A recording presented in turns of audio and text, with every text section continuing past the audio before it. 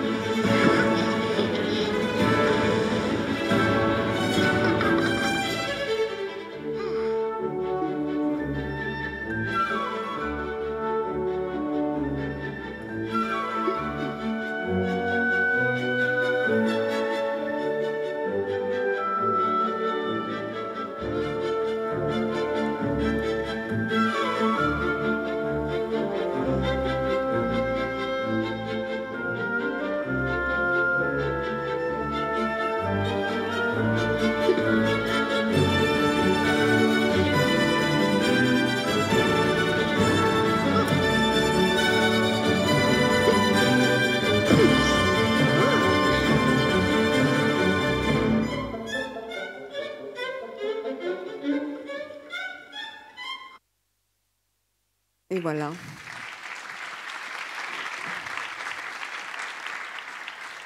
Donc, voilà, ça c'était pour vous mettre un petit peu en appétit. On va dérouler un petit peu tout ça après. Déjà, moi, je suis ravie d'accueillir Pierre-Emmanuel parce qu'on se connaît depuis quelques dizaines d'années maintenant. Et voilà, donc parcours à l'ENSAD avec Monsieur Georges Sifianos qui est là devant nous, avec un film de fin d'études qui s'appelle Parade. Et Pierre-Emmanuel, c'est un homme orchestre. Je fais un jeu de mots exprès, mais c'est-à-dire qu'il est illustrateur pour enfants, illustrateur de presse. Là, voilà, je voulais te féliciter pour la couverture du New Yorker là, qui sort là actuellement et qui nous revient de résidence à la Villa Albertini à New York. Et pour nous présenter un petit peu son parcours atypique dans le monde de l'animation, puisqu'il a été amené, de par son parcours, comme quoi il n'y a pas un parcours tracé, à travailler avec la Philharmonie de Paris et l'Orchestre national de Paris sur 2 projets, mais on va plutôt parler de Luz, mais on va évoquer quand même Pierre et le Loup, parce que ça a été un démarrage. Donc, Luz et les Sonidos, donc co-réalisé avec Gordon, qui n'est pas là aujourd'hui. Et Corentin Lecomte. Et Corentin, voilà, tout à fait. Et donc on va dérouler un petit peu déjà le parcours avec comment ça a démarré, comment tu as été en relation avec Gordon, comment tu as travaillé sur Pierre et le Loup, et on va dérouler après sur Luz. Bonjour. Eh bien, du coup, je commence. Peut-être le commencement, c'est à la base, il y a quand même un producteur qui s'appelle Jean-Stéphane Michaud, qui est un mélomane averti, qui est spécialisé dans la captation d'orchestre, de performances d'orchestre et de spectacles vivants. Donc, il travaille au sein d'une boîte de production qui s'appelle Camera Lucida Productions, donc qui a plusieurs. Ils font plusieurs trucs. Donc, ils font Luz, ils font de la captation de spectacles vivants, mais ils font aussi du documentaire. Et ils font Blow Up, que vous devez connaître parce que c'est une émission phare sur le cinéma. Et moi, en fait, ce qui s'est passé, c'est que j'avais d'abord fait mon film de fin d'études. Je vais passer sur mon film de fin d'études, qui s'appelle Parade. C'est mon film de l'ENSAD, qui était en fait un film muet dont le scénario était raconté par la musique. Donc j'avais travaillé avec un compositeur qui avait composé une partition particulière, et on avait essayé à la fois de faire une corrélation entre la musique et l'histoire, en fait. Donc, je vous passe un petit court extrait pour que vous compreniez un peu.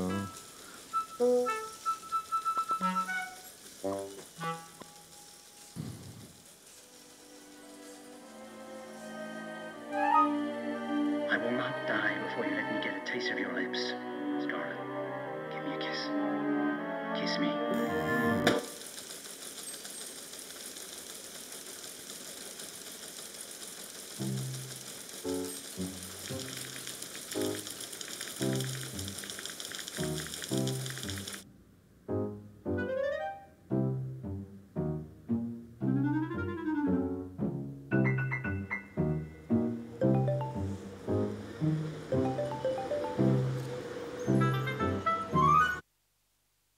Voilà, alors c'est un peu frustrant, mais je peux pas tout montrer. Mais...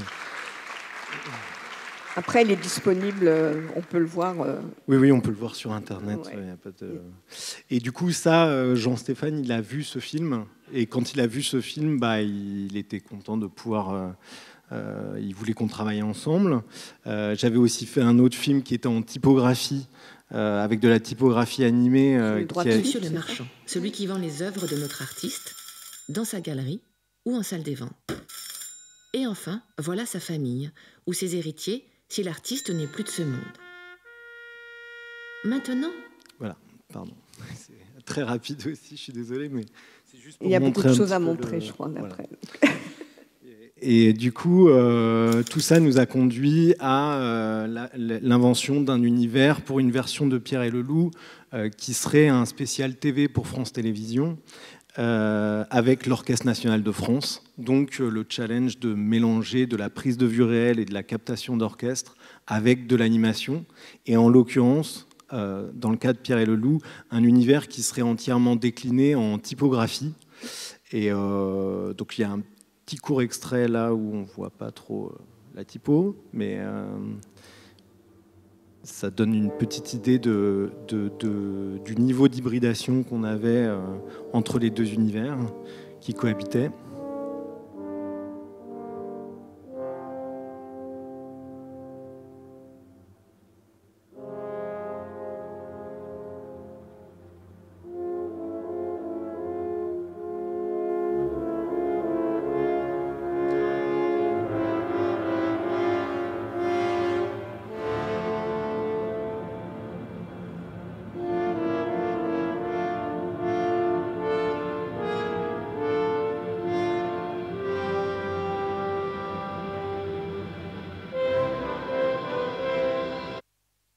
Voilà, c'est toujours coupé super. Avec un univers très, j'allais dire, typographique quand même sur Pierre et le Loup. Ouais, c'était vraiment 2D. Du coup, en fait, ce qui était intéressant là-dedans, c'est que ça nous avait obligés aussi à filmer l'orchestre en 2D et de pas trop jouer avec la profondeur, parce que la typo, quand on la met en 3D, en général, c'est pas super heureux, pas très beau. Et du coup, on était dans un esprit qui était très à plat, proche d'un livre. Et c'est d'ailleurs pour ça qu'en fait, on a fait aussi un livre chez Helium et une appli. C'est un projet à 360, tu vas en parler en fait. C'est un projet, comme le dit Catherine, à 360 avec une appli. C'est très chic iPad. de dire ça. Donc ça, je vais peut-être pas passer, mais en gros, c'est la démo de l'appli qui décline un petit peu l'univers.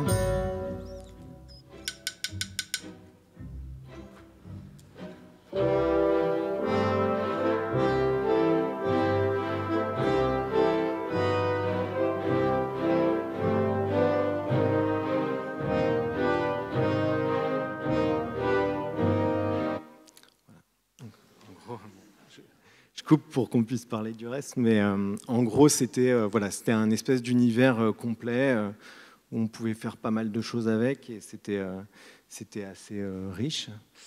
Et c'est à cette occasion que tu as rencontré Gordon, en fait, ou c'était avant? Comment ça se En fait, on travaillait dans le même studio, on fréquentait, c'était à Donc Voilà, avant que ça devienne Donc Voilà Production, c'était majoritairement un studio d'animation, où on faisait surtout du graphisme animé, et puis on a sympathisé, et puis on s'est dit qu'on aimerait bien travailler ensemble.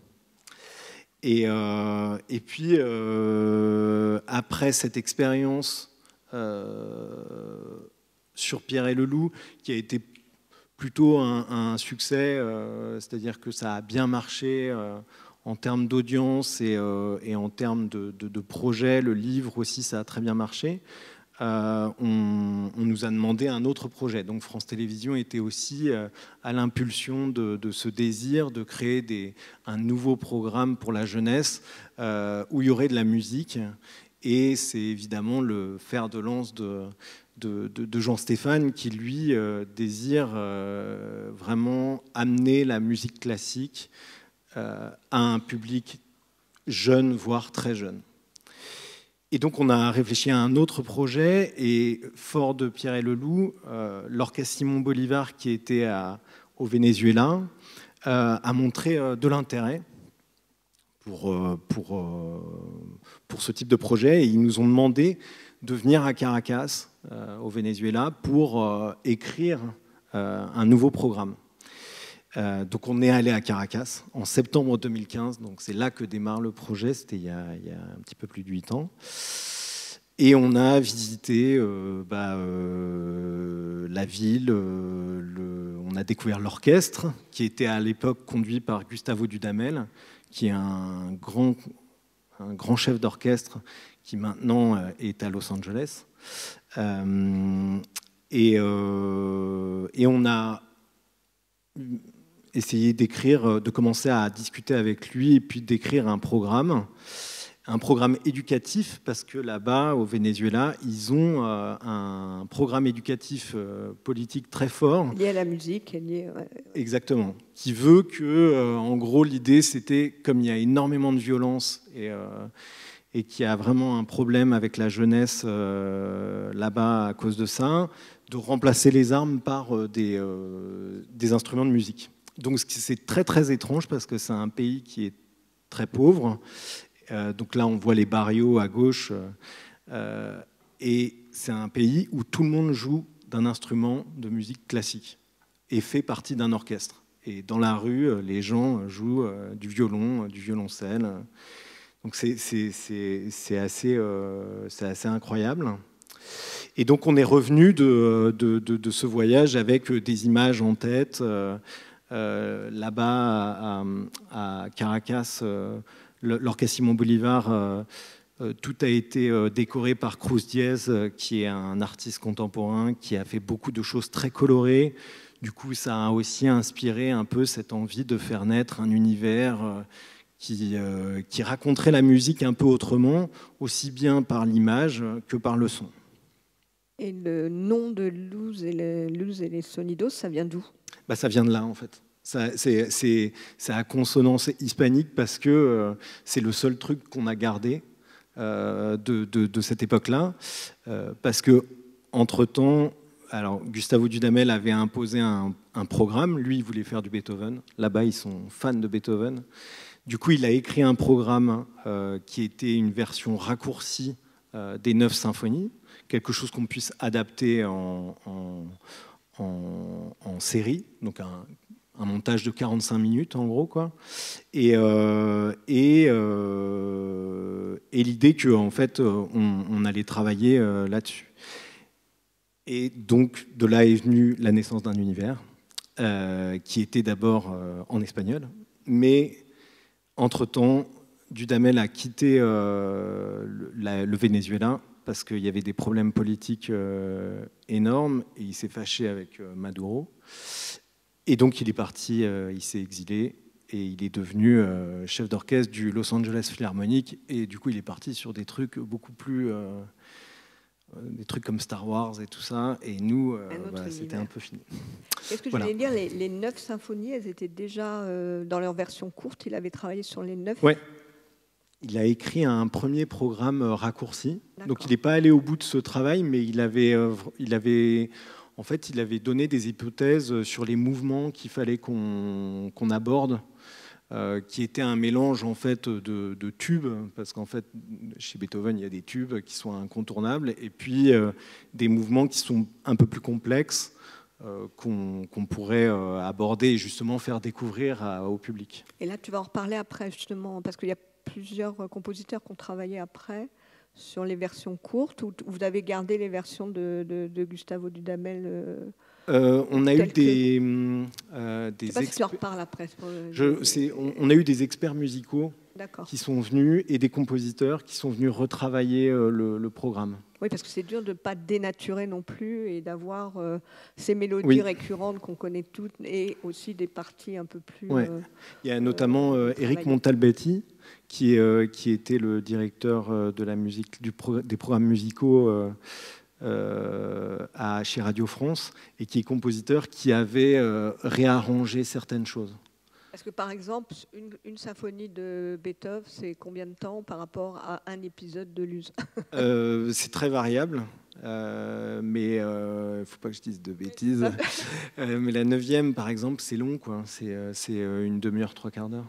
Vous êtes à combien? Là, on est à 5 minutes par épisode. Donc en fait, on fait des coupes qui sont des coupes un peu dramatiques pour des mélomanes, mais en gros, on est un peu obligé si on veut que le programme soit viable.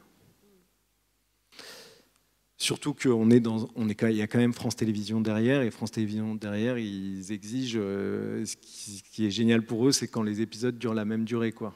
Mais c'était totalement impossible avec Luz. Donc c'est une série qui au final est un peu ovni, parce qu'elle correspond à rien et à rien d'autre, et il y a une case pour ça dans les grilles de programme, mais c'est pas un programme qu'ils aiment beaucoup, parce qu'en fait, ils aiment ça, mais ils aiment pas trop le programmer, parce qu'en fait ça rentre pas dans les cases habituelles, quoi.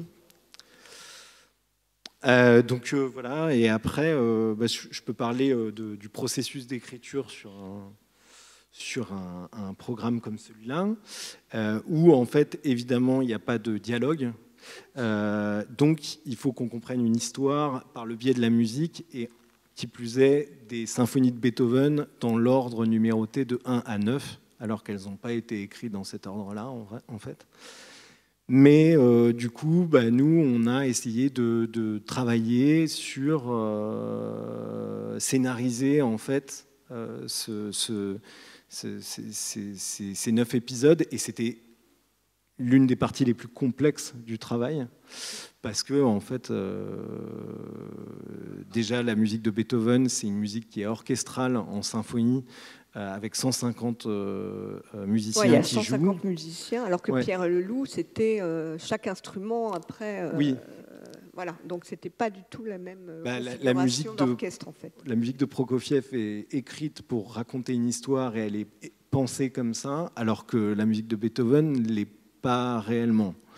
Donc c'était compliqué de dégager des solis ou des instants qu'on allait pouvoir adapter en animation, tout en faisant en sorte que ça raconte quelque chose. Donc là, on a un exemple de travail sur la bande-son. En bas, il y a la timeline avec la waveform de chaque morceau. Et on voit qu'à chaque fois que ça gonfle, en gros, il y a des événements musicaux dans lesquels on va essayer de caler des événements scénaristiques, en gros. Donc ça, c'est de cette manière-là qu'on a travaillé. Et après, une fois qu'on a fait ça, on arrive à en extraire un scénario. Qu'on peut du coup envoyer à France Télévisions et discuter avec eux pour évoquer les événements, ce qui se passe. Et donc, au final, ce qu'on a réussi à dégager et à mettre en place, c'est une trame narrative très simple où, dans chaque épisode, la petite Luz qui a ouvert son cadeau, et à l'intérieur du cadeau, il y a une boîte à musique, et à l'intérieur de la boîte à musique, il y a un orchestre. En fait, elle va vivre une épopée au cœur de la musique, et ça, c'était vraiment notre désir d'auteur, en fait, c'était d'aller au plus proche de la musique et de montrer un truc qu'on ne voit jamais, donc par exemple l'intérieur des instruments. Et à l'intérieur des instruments, il y a la musique qui vit et qui est incarnée par des petites boules lumineuses qui, selon leur intensité ou leur couleur, nous racontent des choses.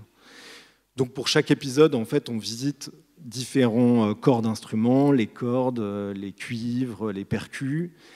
Et plus on avance, et plus Luz apprend, en fait. Elle apprend des choses, elle apprend des techniques musicales, même si en fait on ne le montre pas comme ça, parce qu'elle ne fait qu'assister à ça.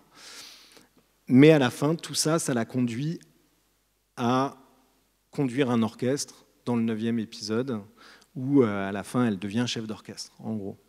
Donc c'est ce truc-là qu'on a essayé de mettre en place. C'était vraiment pas évident. Ça a pris énormément de temps. Il y a eu, je pense, une 50aine de versions d'animatique de l'épisode 1. C'était très laborieux dans l'écriture. Oui, parce que bon, ça c'est l'écriture, mais après il faut travailler avec un orchestre, qui est composé de musiciens qui ne sont pas des acteurs. Travailler avec un chef d'orchestre, oui. Et caler, en fait, ce qui va être très très déterminant, c'est que tout ton storyboard et tout ton animatique va être minuté à la seconde près par rapport au rythme de la musique et par rapport au mouvement des instruments et de la position des instruments sur la scène. Et ça, on va le voir, c'est un boulot complètement incroyable, quoi. Ouais, ça c'est le truc qui est assez compliqué quand on travaille avec des orchestres. Alors, là, on va revenir à l'univers. Ouais, là, c'est l'univers graphique qui se construit au fur et à mesure que l'écriture évolue. Donc, je passe assez rapidement parce que je pense que...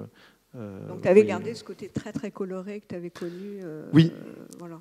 Ouais, alors c'est aussi un peu mon truc à moi, c'est de raconter des choses par la couleur. En fait, il y a beaucoup de couleurs dans le travail de Pierre-Emmanuel, hein, si vous avez l'occasion d'aller voir. Et là, par exemple, on voit différents degrés de scénarisation où, à un moment, il était question qu'il y ait carrément des villes à l'intérieur des instruments. C'était un peu « Il était une fois la vie », quoi. Mais version musique. Et là, alors même Luz, elle avait des oreilles lumineuses à l'époque, parce qu'elle était censée être plus ou moins sourde. Bon, bref, il y a eu des détours de dingue. Et au final, on arrive à une version qui ressemble plus à ça. Et l'idée que, on emmène le public à visiter un monde qui est merveilleux, quoi. Donc, avec le temps qui passe dans un projet comme celui-là, il y a aussi la technologie qui nous permet plus de trucs. Et moi, j'ai pas mal travaillé la DA à l'iPad et avec Procreate parce qu'à un moment, en fait, ça rendait possible le fait de dessiner avec de la lumière. Donc, j'ai commencé à développer tout un univers qui était entièrement fait avec de la lumière. Et ça a été un déclic parce qu'en fait, ça permettait vraiment de faire le lien entre l'univers du live, qui est en fait un univers scénographique qui ne vit que grâce à la lumière, et mon dessin qui pouvait être tout d'un coup de la lumière. Et du coup, c'est comme ça qu'on a commencé à développer un univers qui était à peu près cohérent, qui pouvait sembler réaliste. Alors. Et là, on passe à une partie qui est le board, une fois qu'on a validé tous les scénarios, qui est lié... alors, est-ce que j'en parle maintenant? Ouais. En fait, ce qu'il faut savoir, c'est que prévoir un tournage avec un orchestre, c'est quelque chose d'extrêmement complexe, parce que ce sont des gens, et notamment les chefs d'orchestre ou les orchestres, qui ont un emploi du temps qui est prévu 4 ans à l'avance, en gros. Donc, ils savent ce qu'ils font dans 4 ans, ils ont des dates précises. Donc, booker avec eux 5 jours de tournage, c'est un vrai problème. Et ça a été grâce au Covid, finalement. Et ça a été grâce au Covid, ouais. Ouais. C'est-à-dire qu'au final, il y a eu le confinement, les spectacles se sont annulés, la Philharmonie était vide et l'Orchestre de Paris était disponible. Donc, ils nous ont appelés. Ils ont des horaires très précis à respecter. Oui. On ne peut pas faire n'importe quoi avec un orchestre. On ne peut pas dire, allez, on finit ce soir, on va travailler jusqu'à 22h. Non, ça, tu peux pas du tout. Il y a des syndicats, ils s'arrêtent à 18h, ils posent l'instrument, que tu sois en train de tourner ou pas, et ils s'en vont, quoi. Donc vous aviez une semaine pour tout faire, en fait. Il y avait 5 jours, ouais. 5 jours pour filmer, en fait, tout, quoi. Donc on imagine que le storyboard doit être hyper calé et il doit communiquer en plus. Donc on parle de la chef d'orchestre un petit peu, parce c'est elle qui a validé ou tu as travaillé avec elle sur le storyboard, tu lui as montré comment ça s'est passé avec ouais. elle. En fait, on a fait une séance avec eux où on leur a montré l'animatique d'un épisode pour qu'ils comprennent ce qu'on allait faire. Mais c'était vraiment juste avant le tournage. C'est-à-dire qu'en fait, eux, ils débarquent et puis on leur propose un truc et puis ils intègrent le truc tout de suite. Après, la chef d'orchestre, on a essayé de l'impliquer un petit peu plus dans le processus, parce que non seulement elle avait un lien particulier avec l'héroïne animée, donc il y a une espèce de corrélation entre les deux. Il y a des interactions entre Luz et la chef. Ouais. Et c'était aussi ce qu'on voulait améliorer par rapport à un projet comme Pierre et le Loup, où à un moment, on se disait qu'il fallait qu'on ait l'impression vraiment que l'anime vit avec le live, quoi. Donc ça, c'était la partie un petit peu complexe à mettre en place. Mais très vite, le board nous permet en fait de... Alors, je vais juste couper le son. Ah, je peux pas. Bon, c'est pas grave. Mais en gros, le board nous permet de définir ce que va être l'anime, mais aussi de ce que va être le live, en fait. Et c'est ça qui est hyper important par rapport à ce qu'on a changé par rapport à Pierre et le Loup, c'est qu'en fait, on a bordé ce qu'on allait filmer. Et donc, l'animatique devient à la fois une animatique classique pour l'animation, mais devient aussi un plan de travail pour le tournage. Ça détermine tous les cadrages et ça détermine aussi les intentions lumineuses et de lumière que le chef-op va essayer d'appliquer au tournage. En fait, la grande difficulté, ça a été vraiment d'anticiper le moindre détail, quoi, finalement. Oui.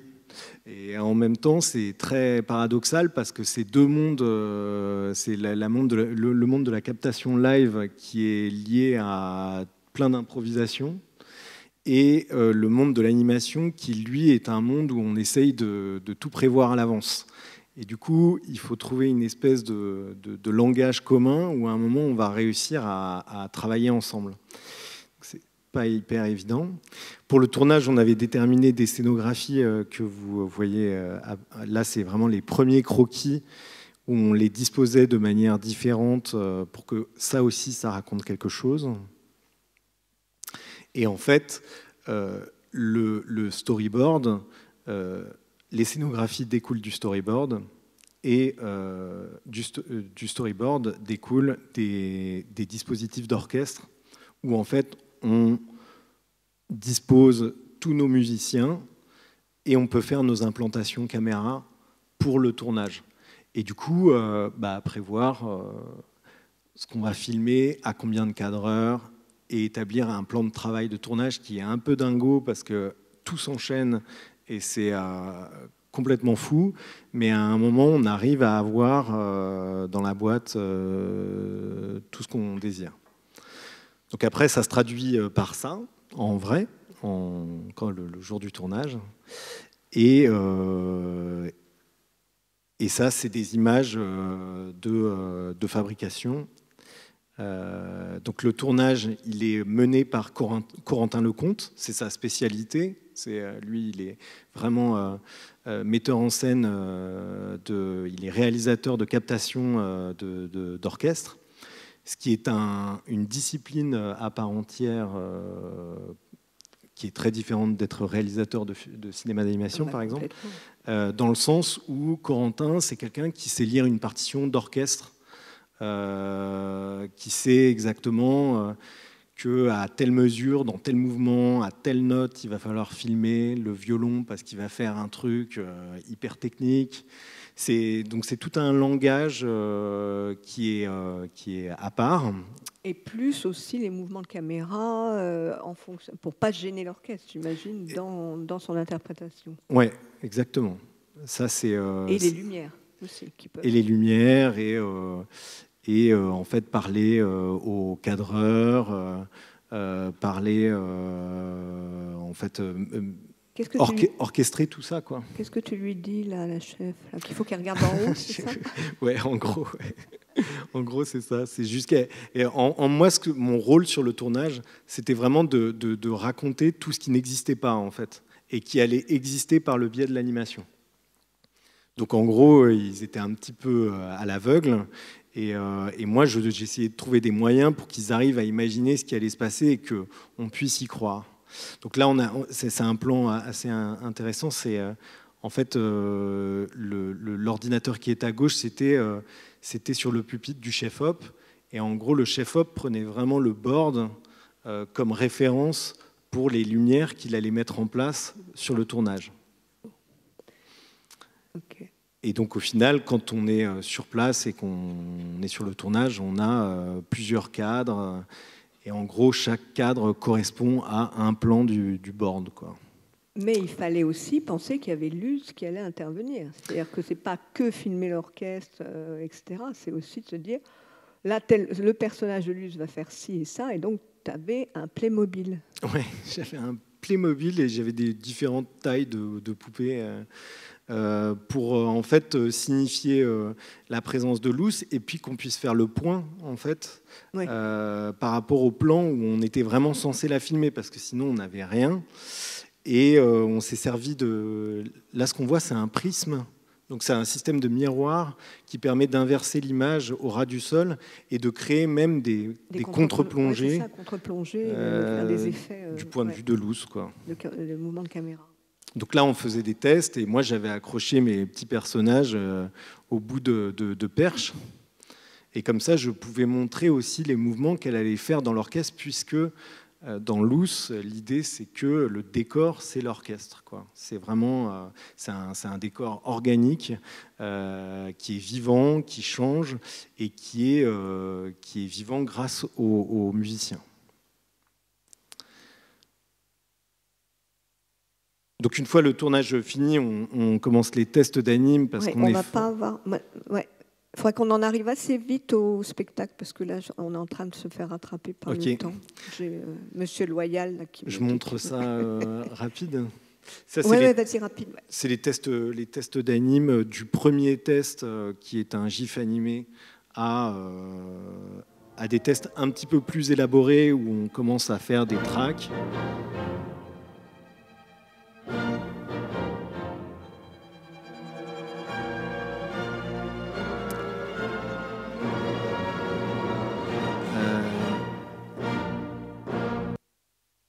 Parce que tout l'enjeu, en fait, à un moment, quand on arrive proche du tournage, et comme les choses se sont précipitées avec l'arrivée du Covid, parce qu'on a eu une date et tout d'un coup, on pouvait tourner, donc il fallait cracher assez vite les boards.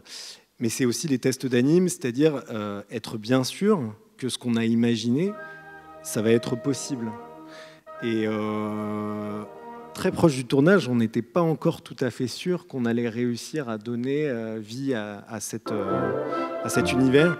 Et c'est pour ça qu'on a fait plusieurs tests animés.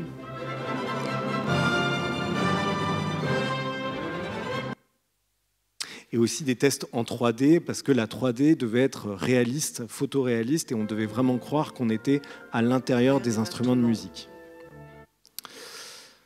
Donc voilà. je mets ça en fond, c'est aussi le making-of, et ça décrit chaque étape de production pour créer un plan de loose, quoi. Donc en gros, on tourne sans référent. C'est vraiment une capta d'orchestre classique. Il y a une animatique extrêmement basique qui revient par-dessus. Et après, on fait l'anime. Alors, il faut aussi dire, parce qu'on va peut-être pas avoir beaucoup de temps, c'est que, en fait, l'orchestre avait été enregistré avant et qu'ils rejouaient pendant que vous tourniez, sauf qu'ils avaient une partie du playback dans l'oreille et ils jouaient en parallèle pour être bien calés par rapport à ce que vous aviez mis en place. Donc, imaginez le truc, quoi. C'était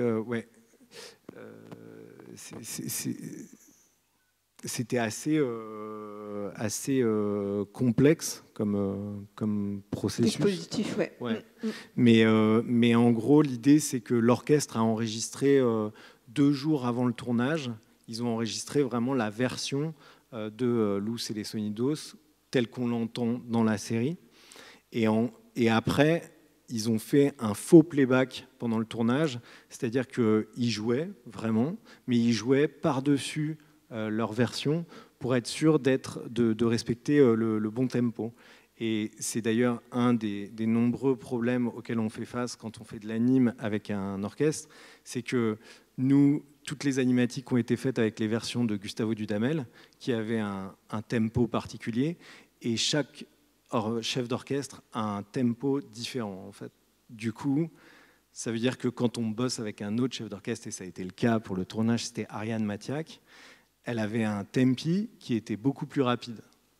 Du coup, toutes les animatiques, elles étaient fausses, parce que le temps n'était pas du tout le même. Et ça, c'est une des problématiques majeures quand on travaille, parce qu'on ne peut pas faire changer un tempo à un chef. Ça fait partie de son interprétation. Alors, en fait, Luz est devenu des représentations en live. C'est-à-dire, il y a eu je ne sais pas si on va avoir le temps. Je peux en parler rapidement ? Ouais. Mais vraiment très rapidement. En gros, une fois que la série a existé, la Philharmonie a exprimé le désir de réadapter la série, mais pour le live. Donc, en fait, faire le trajet inverse. Donc, ce qu'on a fait, c'est qu'on a pris chaque épisode et on a déterminé un dispositif où il y aurait un orchestre sur scène et un tulle transparent par-dessus sur lequel on pourrait projeter de l'anime tiré de la série en alpha pour qu'il y ait vraiment un mélange hybride qui fonctionne. Donc là, en fait, vous avez le descriptif des 9 épisodes avec un découpage qui détermine ce qui est totalement live, sans intervention d'animation, ce qui va être hybride avec de l'anime en alpha par-dessus, et le moment où en fait on bascule vraiment dans la série en full projection, full screen, quoi. Donc ça, c'était notre travail sur les 9 épisodes. Ça a duré 1 semaine, c'était en mai dernier. Donc Luz et les Sonidos sont devenus une partition à part entière, ce qui était assez drôle. Et voilà, on a eu énormément de public, de scolaires qui sont venus voir le spectacle, qui ressemblait à ça. Donc là, vous voyez des images de l'orchestre derrière le tulle, qui paraît là un peu opaque, mais en vrai, c'était quasi invisible en fait. C'est un mélange assez étonnant où on réadapte vraiment la série, mais pour un spectacle. Et comme ça a été pensé comme ça, et que toute l'anime est faite en lumière, en fait, tout d'un coup, quand on a projeté les trucs dans la salle, c'était la même grammaire en fait plastique. Le film. Du coup, ça marchait, quoi. Ouais. C'était assez étonnant, quoi. Ça créait des effets assez saisissants où on avait vraiment l'impression que l'orchestre était immergé dans un univers, etc. Voilà. Est-ce qu'on est bon là? Super. Merci. Désolé.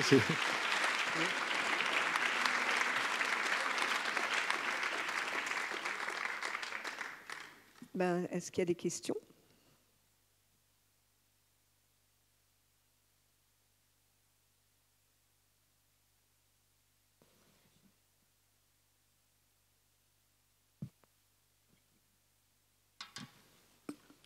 Bonjour. Je me demandais juste si vous aviez inclus les musiciens ou l'orchestre dans le processus créatif. Je pense par exemple à An Eye Full of Sound de Sam Moore, pour avoir un effet un peu synesthésique, avec les couleurs ou les formes. Alors, l'orchestre en lui-même, dans son implication par rapport à au processus, enfin vraiment au concept, je dirais que l'orchestre Simon Bolivar a été plus impliqué. On a eu plus de conversations avec eux sur l'essence même du projet. Ça s'est moins passé avec l'orchestre de Paris, qui eux ont disposé en fait d'un projet qui avait déjà été pensé en amont. On était allé assez loin dans le processus créatif. Et évidemment, on a beaucoup pensé à ça quand on a créé le projet. Au début, les premiers concepts qui sont sortis étaient très abstraits en fait. C'était vraiment de l'abstraction pure. On était beaucoup plus proche de Norman McLaren. Malheureusement. En fait, à un moment, on fait un truc pour la jeunesse sur France Télévisions. Donc, il faut l'abstraction. Ils trouvent ça très joli, mais il y a un moment, il faut développer un peu, quoi. Et ils insistaient énormément sur la narration. Donc, on a beaucoup travaillé la narration, ce qui a un peu gommé l'abstraction, en fait, je pense. Est-ce qu'il y a d'autres questions? Tiens. Ah, tu te détendais, d'accord. Faut pas me faire des farces quand même. Bon, j'osais pas, mais vous avez parlé de McLaren. Est-ce que vous pouvez nous dire un peu les films de McLaren qui vous ont influencé aussi bien au niveau typographique, musical? Est-ce qu'il y en a des en particulier qui vous sont chers? Moi, je suis très fan de l'œuvre de McLaren en général. Après, il y en a un que j'adore, c'est Le Merle, mais c'est celui que tout le monde a vu. Bon, après, Blinkety Blank, évidemment, toutes ces recherches qu'il a fait sur la corrélation entre le son et l'image, on ne peut pas aller plus loin que lui dans le domaine. Donc, évidemment, les premiers trucs qu'on a fait quand on a travaillé, c'est de revoir ces films. Pas que les films de McLaren, mais quand même beaucoup, quoi. Ça reste la référence absolue en la matière. Quand on est dans le cinéma, on a beaucoup de mal à imaginer le monde des musiciens, et vous avez très bien parlé des musiciens français en tout cas. Je voudrais savoir comment vous avez collaboré avec Radio France et peut-être avec France Musique. Alors ça, c'était sur Pierre et le Loup. Pas sur Luce, avec l'Orchestre National de France qui est donc rattaché à Radio France. Il y avait un désir de leur part, en fait. C'est-à-dire que c'est aussi eux, donc le thème c'est travailler à l'animation avec une institution. À un moment, c'est l'institution qui dit nous, on a envie de faire un projet pour la jeunesse. On aimerait qu'on nous propose quelque chose. Et comme Jean-Stéphane, qui est dans ce circuit de production, qui connaît très bien les orchestres, qui connaît très bien Radio France, on s'adresse à lui. Et lui, il dit, moi, je peux vous proposer un dossier, une idée, un concept. Je peux réunir une équipe de créatifs qui va travailler dessus. On a proposé pas mal de choses qui ne sont jamais arrivées à exister, mais en gros, c'est comme ça que ça fonctionne. Après, ce qui est très complexe, et moi, c'est ce que je disais à Catherine quand on en parlait, c'est que en tant qu'auteur, je suis tranquille, je ne ressens pas la pression que peut avoir Jean-Stéphane de tous les côtés, en fait. Du côté de Radio France, du côté de l'orchestre, du côté du chef d'orchestre, qui est un truc en soi, de la télévision, qui a aussi des désirs et il y a un cahier des charges. Donc tout ça est très compliqué à mettre en place. Et lui, il fait en sorte que nous, on soit un peu épargnés de tout ça.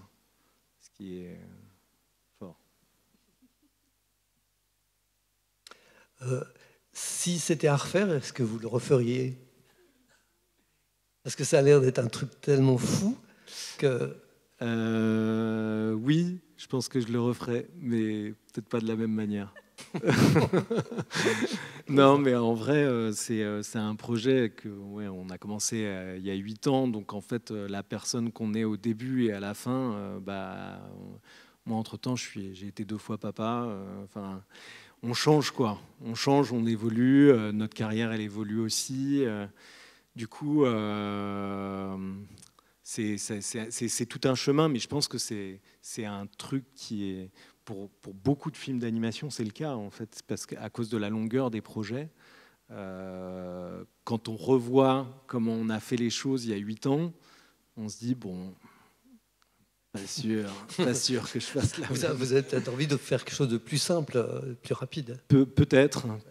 Mais en même temps, mon travail avec les orchestres m'ont appris que, a priori, c'est jamais simple. Faire des films muets. Ouais. Et ton actualité aujourd'hui, c'est alors Mon actualité. Bien avec ça. Je suis directeur artistique en ce moment sur le prochain film, projet de long métrage de Chloé Maslow, qui a la particularité d'être en animation 2D, donc vraiment dessin animé. C'est l'adaptation d'une bande dessinée de Chloé Cruchaudet. Et du coup, je m'occupe de la partie graphique sur ce projet. Et j'ai d'autres projets de réalisation, un dont je ne peux pas vraiment parler pour l'instant parce qu'il est lié à des droits d'acquisition, donc c'est un peu compliqué, mais c'est un projet de long métrage et un projet d'adaptation d'un de mes livres qui s'appelle Ce jour-là et qui est édité au Seuil Jeunesse et qu'on aimerait adapter en spécial TV avec Johanna Krawczyk, qui est scénariste. Et on a parlé à Sacrebleu Productions pour l'instant, donc, mais c'est les prémices de quelque chose. Et est-ce qu'il y a, je peux poser encore une question, est-ce qu'il y a des suites de lutte? Est-ce que tu as eu des retours de la Philharmonie, de tout ce qui s'est passé là? Est-ce qu'ils sont, je sais pas, est-ce qu'ils sont demandeurs d'autres expériences ou France Télé ou... Alors c'est encore un peu tôt pour le dire parce qu'on l'a mis en ligne l'année dernière, en décembre-janvier. Le spectacle a eu lieu en mai. Le spectacle a été un succès. Donc ça, c'est sûr que la Philharmonie, ils sont hyper contents. Surtout que maintenant, il y a la Philharmonie des enfants, donc je pense qu'il peut y avoir des choses qui existent. France Télévisions nous ont demandé si on songeait à une saison 2. Donc on a des idées qu'on essaye de mettre en place, peut-être même 2 ou 3, et ça dépend des